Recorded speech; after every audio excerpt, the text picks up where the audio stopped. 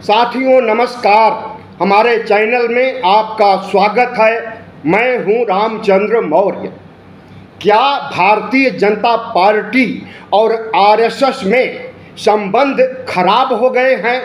क्या भारतीय जनता पार्टी और आरएसएस में तलाक की स्थिति आ गई है?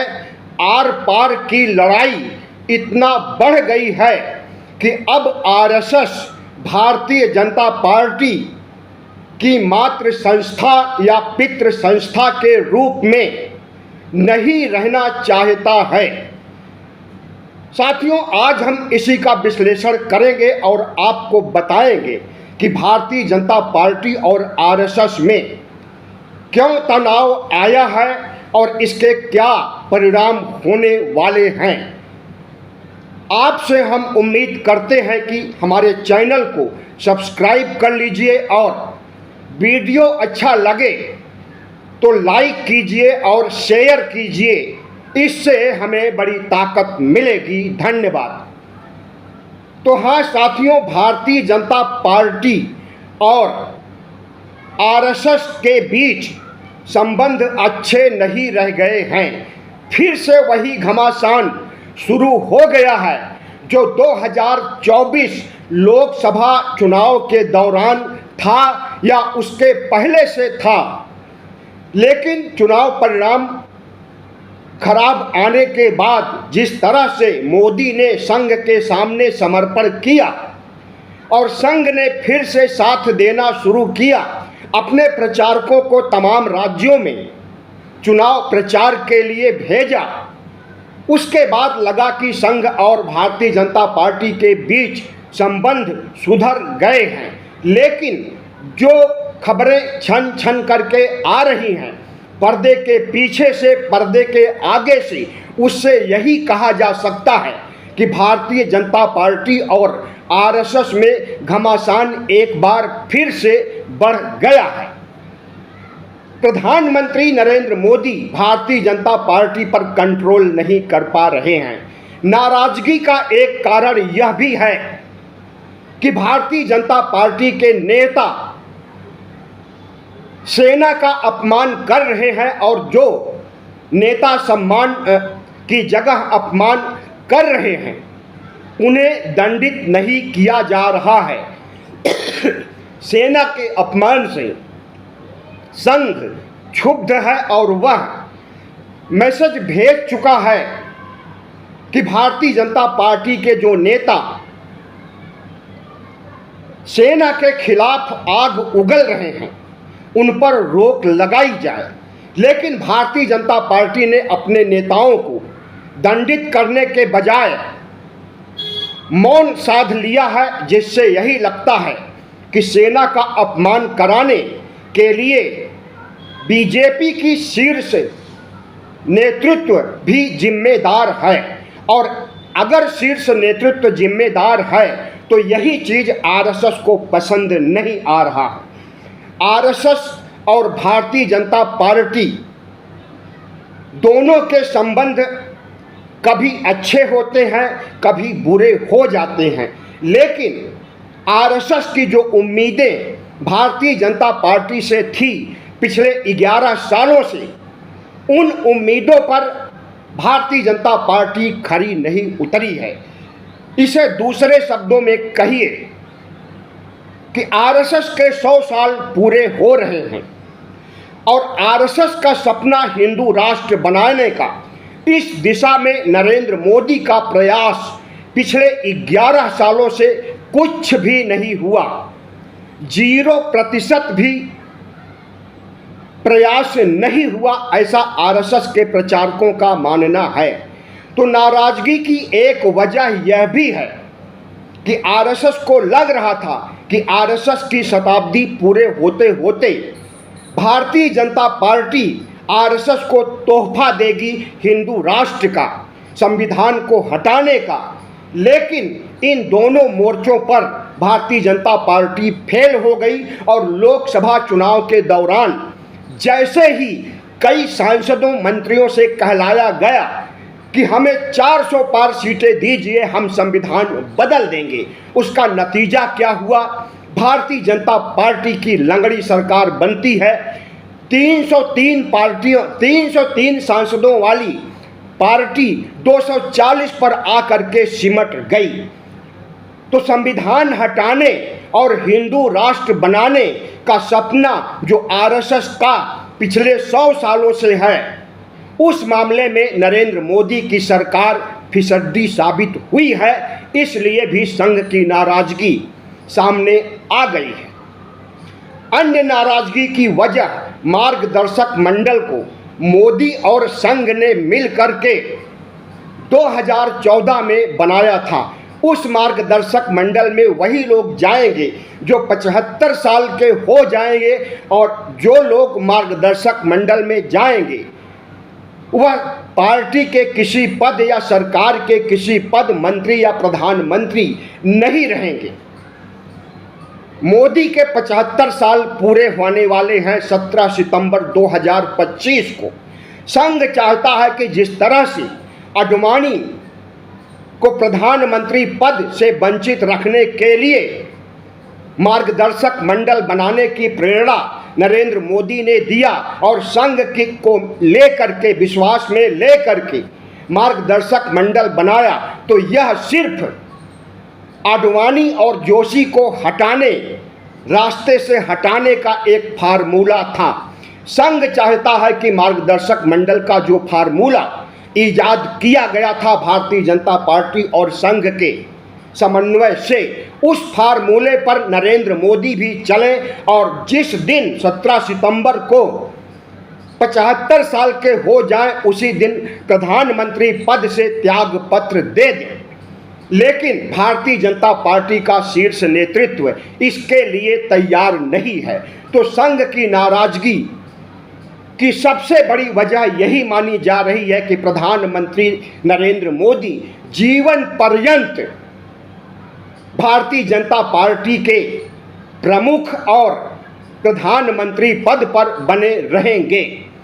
संघ और भारतीय जनता पार्टी के बीच रस्साकशी जो चल रही है, उसमें एक कारण यह भी है कि नरेंद्र मोदी को मार्गदर्शक मंडल में जाना चाहिए, लेकिन भारतीय जनता पार्टी ने इससे इनकार कर दिया है।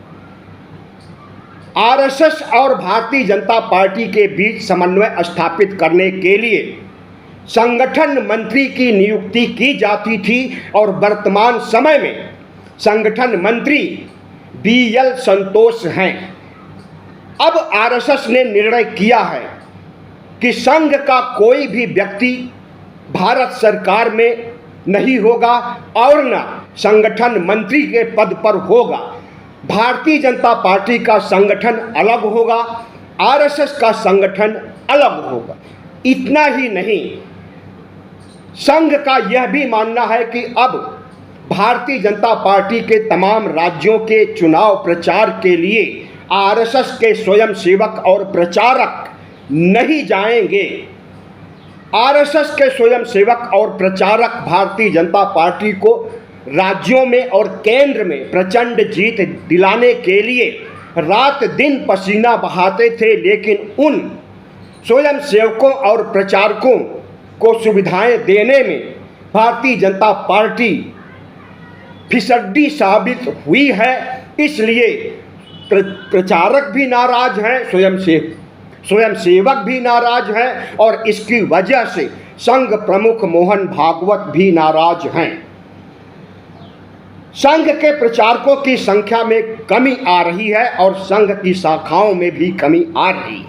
आरएसएस को दिखाई दे रहा है कि उसका पतन हो रहा है, संघ का क्षरण हो रहा है।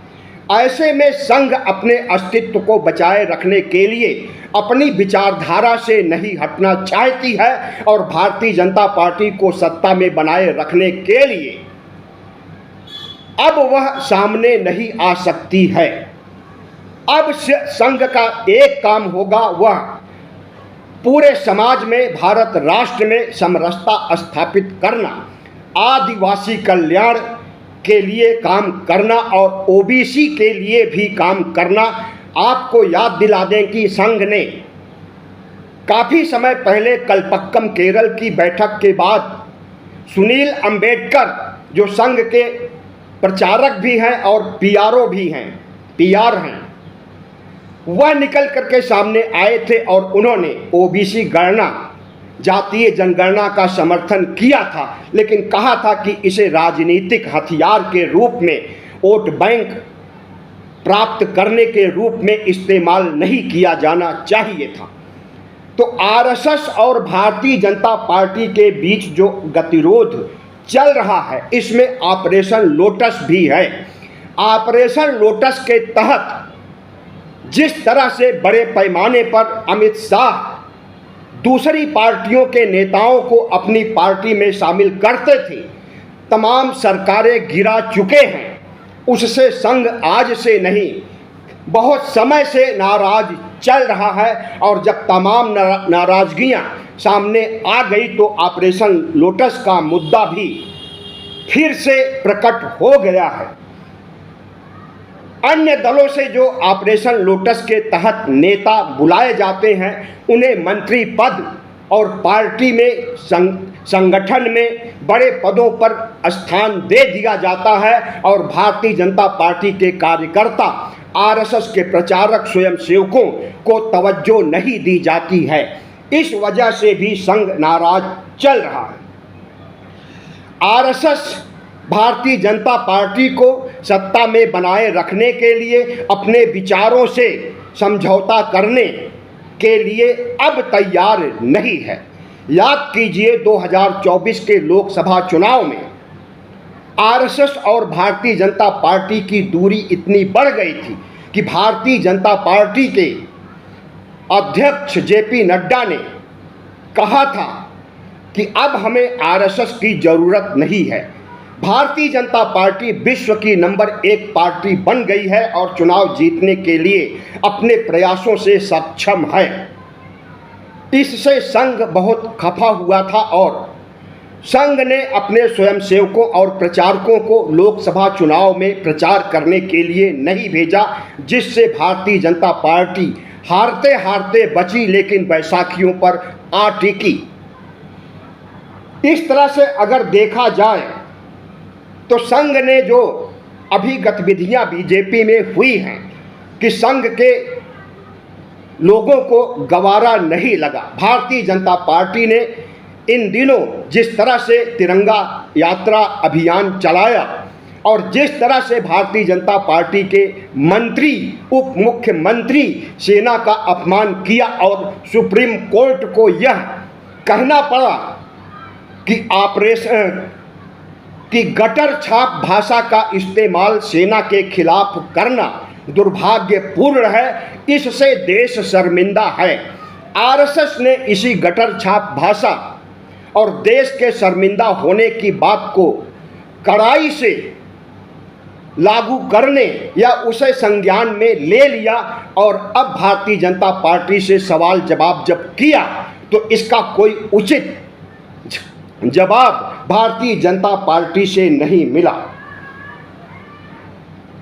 सेना के अपमान से क्षुब्ध आरएसएस प्रमुख ने अब ऐसी घोषणा की है कि संघ का भारतीय जनता पार्टी से कोई संबंध नहीं रहेगा।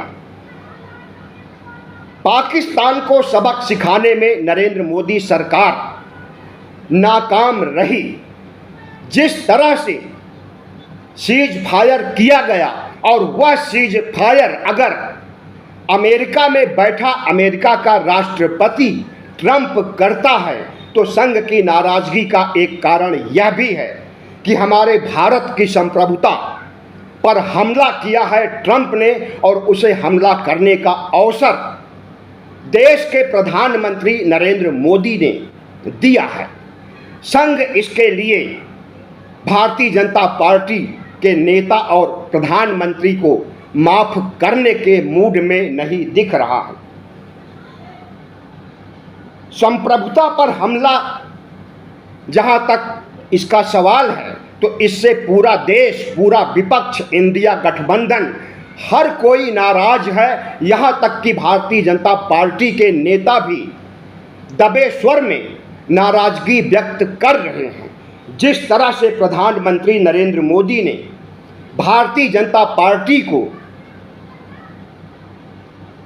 सेना के खिलाफ बयान देने के लिए प्रेरित किया है या फिर मूक सहमति दिया है, कुछ नहीं कहा जा सकता है। संघ को लगता है कि जो कुछ हो रहा है उसके पीछे मोदी और शाह का हाथ है। प्रधानमंत्री नरेंद्र मोदी और आरएसएस प्रमुख मोहन भागवत में कभी नहीं बनी। प्रधानमंत्री जब पिछले दिनों नागपुर गए थे, वहां पर भी बंद कमरे में आरएसएस प्रमुख मोहन भागवत और प्रधानमंत्री नरेंद्र मोदी की बैठक होने वाली थी। कोई ठोस निर्णय लिया जाने वाला था, लेकिन वह बंद कमरे की बैठक नहीं हो सकी।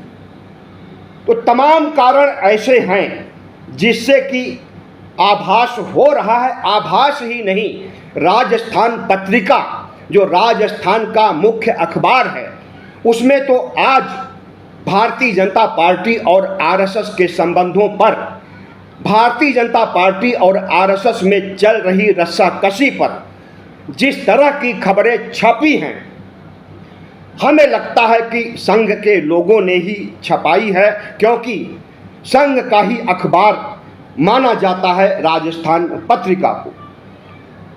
भारतीय जनता पार्टी और आरएसएस के बीच तालमेल फिर से हो पाएगा, ऐसा कम ही लगता है, क्योंकि कई बार ऐसा हो चुका है कि संघ और बीजेपी के रिश्ते खराब हो चुके हैं और रिश्ते सुधरे भी हैं।